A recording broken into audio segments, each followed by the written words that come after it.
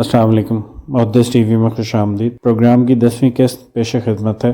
گفتگو کا آغاز کرنے سے پہلے آپ سے درخواست ہے کہ چینل کو سبسکرائب کر لیں تاکہ تمام ویڈیوز آپ تک پہنچتی رہیں۔ رسول اللہ صلی اللہ علیہ وآلہ وسلم نے فرمایا، جب تم میں سے کوئی اپنی نماز میں تشہد پڑھ کے فارغ ہو جائے تو اللہ سے 4 چیزوں کی پناہ مانگے: جہنم کے عذاب سے، قبر کے عذاب سے، موت و حیات کے فتنے سے اور مسیح دجال کے شر سے۔ اس حدیث میں دجال کے فتنے سے پناہ مانگنے کا حکم ہے، کیونکہ دجال اس روئے زمین کا سب سے بڑا فتنہ ہوگا۔ اس لیے جتنے بھی نبی اس دنیا میں آئے ہیں انہوں نے دجال کے فتنے سے اپنی امت کو ڈرایا ہے۔ جب سے اللہ تعالیٰ نے اس دنیا کو پیدا کیا ہے، قیامت تک اس روئے زمین پر دجال سے بڑا فتنہ پیدا نہ ہوا ہے اور نہ ہوگا، بلکہ اس روئے زمین میں چھوٹے بڑے جتنے فتنے ظاہر ہوتے ہیں یا ہو رہے ہیں یا ہوں گے، وہ دجال کے عظیم فتنے کا پیش خیمہ ہے، اور جو شخص دنیا کے ان فتنوں سے اپنے آپ کو بچا نہ پایا وہ دجال کے فتنے سے بھی نہ بچ سکے گا۔ لہٰذا دجال کا فتنہ اس لائق ہے کہ اس سے بچنے کے لیے اللہ رب العزت کی پناہ میں آ جایا جائے۔ ایک اور مقام پر آپ صلی اللہ علیہ وآلہ وسلم نے فرمایا، جو شخص دجال کے آنے کی خبر سنے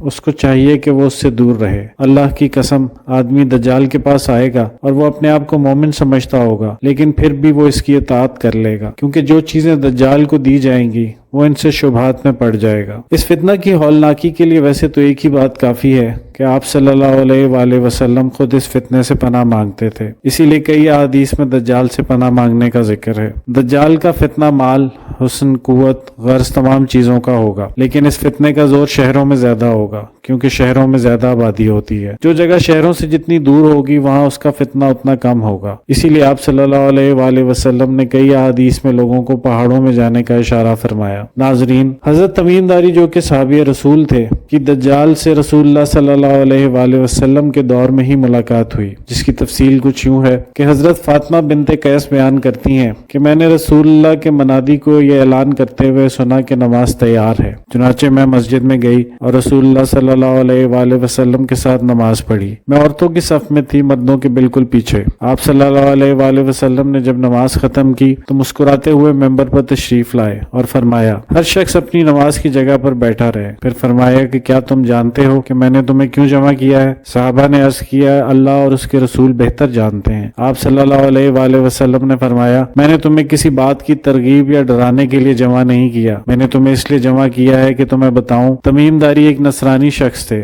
وہ میرے پاس آئے اور اسلام پر بیعت کی اور مسلمان ہو گئے، اور مجھے ایک خبر بتائی جو اس خبر کے مطابق ہے جو میں تمہیں دجال کے بارے میں پہلے بتا چکا ہوں۔ چنانچہ انہوں نے مجھے خبر دی کہ وہ بنو لخم اور بنو خزام کے 30 آدمیوں کے ہمراہ ایک بحری جہاز میں سوار ہوئے، انہیں 1 مہینے تک سمندری موجیں دھکیلتی رہیں، پھر وہ سمندر میں ایک جزیرے تک پہنچے، یہاں تک کہ سورج غروب ہو گیا تو وہ چھوٹی چھوٹی کشتیوں میں بیٹھ کر جزیرے کے اندر داخل ہوئے، تو انہیں وہاں ایک عجیب الخلق سی مخلوق جو موٹے اور گھنے بالوں والی تھی، بالوں کی کثرت کی وجہ سے اس کے اگلے اور پچھلے حصے کو وہ نہیں پہچان سکے، تو انہوں نے کہا، تو ہلاک ہو، تو کون ہے؟ اس نے کہا، میں جساسہ ہوں۔ ہم نے کہا، جساسہ کیا ہے؟ اس نے کہا، تم لوگ گرجے میں اس شخص کے پاس چلو جو تمہاری خبر کے لیے بہت بے چین ہے۔ جب اس نے ہمارا نام لیا تو ہم گھبرا گئے کہ کہیں وہ شیطان نہ ہو۔ ہم جلدی جلدی گرجے تک پہنچے، وہاں اندر ایک بہت بڑا انسان دیکھا، ایسا خوفناک انسان ہماری نظروں سے پہلے نہیں گزرا تھا، وہ بہت مضبوط بندھا ہوا تھا، اس کے ہاتھ کندھوں تک اور گھٹنے ٹخنوں تک لوہے کی زنجیروں میں بندھے ہوئے تھے۔ ہم نے پوچھا، تو ہلاک ہو، تو کون ہے؟ اس نے کہا، جب تم لوگوں نے مجھے پا لیا اور تمہیں معلوم ہو گیا ہے تو تم مجھے بتاؤ کہ تم لوگ کون ہو؟ ہم نے کہا، ہم عرب کے لوگ ہیں۔ اس نے پوچھا، کیا بیسان کی کھجوروں کے درختوں پر پھل آتے ہیں؟ ہم نے کہا، ہاں۔ اس نے کہا، وہ زمانہ قریب ہے جب ان درختوں پر پھل نہیں آئیں گے۔ پھر اس نے پوچھا، بحیرہ تبریہ میں پانی ہے یا نہیں؟ ہم نے کہا، ہاں، اس میں بہت پانی ہے۔ اس نے کہا، ان قریب اس کا پانی خشک ہو جائے گا۔ پھر اس نے پوچھا، زغر کے چشمے کا کیا حال ہے؟ اس چشمے میں پانی ہے، کیا قریب کے لوگ اس پانی سے کاشتکاری کرتے ہیں؟ ہم نے کہا، ہاں۔ پھر اس نے پوچھا، امیوں کے نبی کے بارے میں بتاؤ کہ اس نے کیا کیا؟ ہم نے کہا، وہ مکہ سے ہجرت کر کے مدینہ منورہ چلے گئے ہیں۔ اس نے پوچھا، کیا اس نے عربوں سے جنگ کی؟ ہم نے کہا، ہاں۔ اس نے پوچھا، انہوں نے عربوں کے ساتھ کیا معاملہ کیا؟ ہم نے اس کو تمام واقعات سنائے جو عربوں میں عزیز تھے، ان پر آپ صلی اللہ علیہ وآلہ وسلم نے غلبہ حاصل کر لیا اور انہوں نے آپ کی اطاعت قبول کر لی۔ اس نے کہا، ان کے حق میں اطاعت کرنا ہی بہتر تھا۔ اب میں تمہیں اپنا حال بتاتا ہوں، میں مسیح ہوں، ان قریب مجھے نکلنے کا حکم دیا جائے گا، میں باہر نکلوں گا اور سفر کروں گا، یہاں تک کہ کوئی بھی آبادی ایسی نہیں چھوڑوں گا جہاں میں داخل نہ ہوں۔ 40 راتیں برابر گشت میں رہوں گا، لیکن مکہ اور مدینہ نہ جاؤں گا، وہاں جانے سے مجھ کو منع کیا گیا ہے۔ جب میں ان میں سے کسی میں داخلے کی کوشش کروں گا تو ایک فرشتہ تلوار لیے हुए मुझे रोकेगा। इन शहरों के हर रास्ते पर फरिश्ते मुकर्रर होंगे। ये वाकया सुनाने के बाद रसूलुल्लाह सल्लल्लाहु अलैहि वसल्लम ने अपना आसा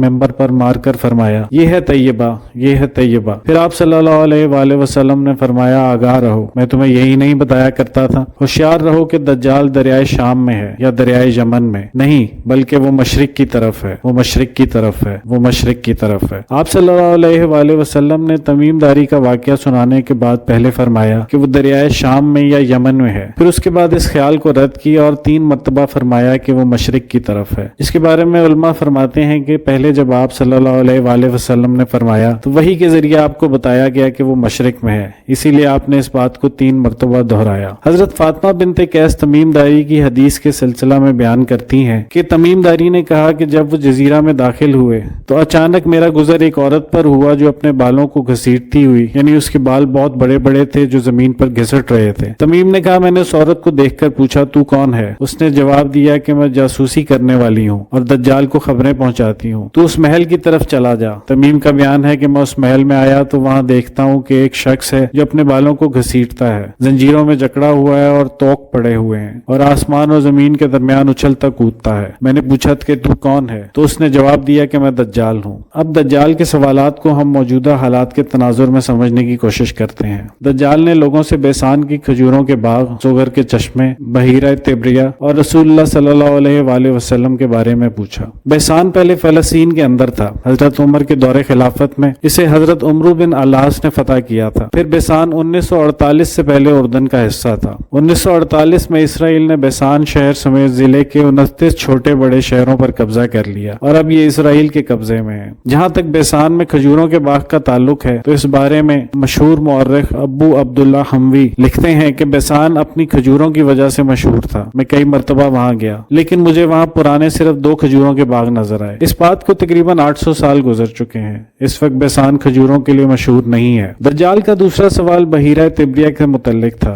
बहीरा तिब्रिया पर इस वक्त इसराइल का कब्जा है। बहीरा तिब्रिया के इर्द गिर्द 9 शहर आबाद हैं, जिनमें एक शहर तिब्रिया शहर भी है जो यहूदियों के 4 मुकद्दस शहरों में से एक है। ये शहर एक तारीखी पस मंजर रखता है। 70 ईस्वी में जब रूमी बादशाह टाइटस ने बैतुल मुकद्दस को बर्बाद किया तो यहूदी मजहबी पेशवा जिनको रब्बी कहा जाता है तिब्रिया में आकर जमा हुए। यहाँ यहूदी मजहबी पेशवाओं की एक आला सतह अदालत बुलाई गई। आगे चलकर इन फैसलों की रूह से 3री और 5वीं सदी ईस्वी के दौरान यहूदियों की मजहबी और शहरी कवानीन की किताब तालमूद मुरतब की गई। 1200 ईस्वी में यहूदियों को तिब्रिया से भागना पड़ा। फिर दोबारा 18वीं सदी ईस्वी में यहाँ आकर आबाद हुए। इस वक्त ये शहर पुरफिजा सियाहती मकाम है। पहली मरतबा इसको हजरत शजील बिन हसना रजी अल्लाह अन्हो ने फतह किया। फिर अहले शहर ने मुआहदे की खिलाफ वर्जी की तो हजरत उमर के दौरे खिलाफत में इसको हजरत उमर बिन अलास रजी अल्लाह अन्हो ने फतह किया। मुअज्जमुल बल्दान में लिखा है कि यहाँ एक बहुत कदीम इमारत है जिसको हैकल सुलेमानी कहा जाता है। इसके दरमियान से पानी निकलता है। यहाँ गर्म पानी के चश्मे हैं। बेसान और गौर के दरमियान एक गर्म पानी का चश्मा है जो हजरत सुलेमान अलैहिस्सलाम के नाम से मशहूर है। इस चश्मे के बारे में लोगों का ख्याल है कि इसमें हर मर्ज से शफा है। बहीरे तिब्रिया के दरमियान एक कटौदार चट्टान है जिसके ऊपर एक और चट्टान चढ़ी हुई है जो दूर से ही नजर आती है। यहाँ रहने वालों का इसके बारे में ख्याल है कि हजरत सुलेमान अलैहिस्सलाम की कब्र है। बहीरे तिब्रिया में इस वक्त भी मीठा पानी है। इसकी लंबाई 23 किलोमीटर है जबकि चौड़ाई 13 किलोमीटर और इंतहाई गहराई 157 फुट है। इसका कुल रकबा 166 मुरब्बा किलोमीटर है। मुसद्दका ज़राए के मुताबिक कहा जाता है कि इसराइल की तिब्रिया झील में पानी की सतह बतदरीज कम होने की वजह से इसमें एक जजीरा नमूदार हो गया है। दज्जाल का तीसरा सवाल ज़ुगर के चश्मे के बारे में था।